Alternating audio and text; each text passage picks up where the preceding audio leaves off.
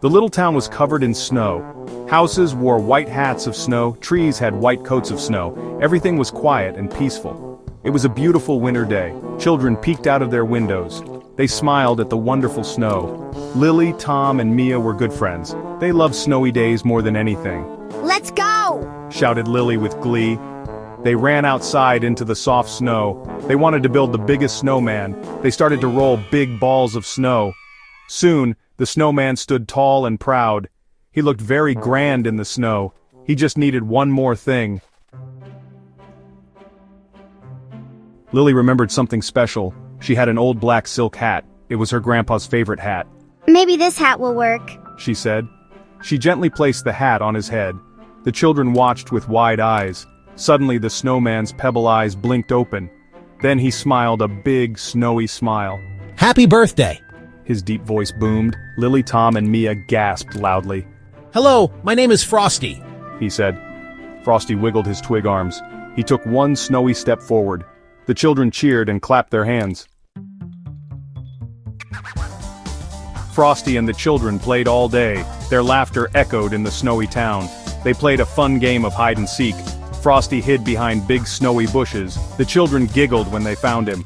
Frosty chuckled, a happy, rumbly sound. Next, they all went to the frozen pond. Frosty showed them how to skate. He glided on his big snowy feet. He twirled around like a dancer.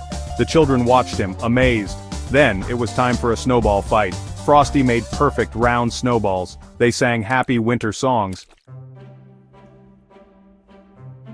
The next morning the sun shone brightly. The sparkling snow began to glisten. The children noticed this with worry. Frosty started to look a bit wet. Oh no! This was not good. Frosty felt the sun's warm rays. His snowy edges became a bit soft. The children looked very sad. Please don't worry, my dear friends. His voice was still cheerful and kind. Snowmen are made from winter snow, and snow always melts in the sun. That is all right, it is natural. I might start to melt away, but the magic we shared will stay. He gave them a gentle snowy hug. Frosty knew it was time to leave. He had to go before he melted more. He needed to find a very cold place. The children felt so very sad. Little tears welled up in their eyes. But I will be back again someday. He smiled his biggest, kindest smile. When winter returns next year, you see, I will come back to you, I promise. His words were full of bright hope. With a final, cheerful wave of his twig arm, Frosty the Snowman disappeared from sight. The children missed him very much, but they remembered his happy promise. And then, the next winter finally arrived. Lily, Tom, and Mia ran outside quickly. I'm back.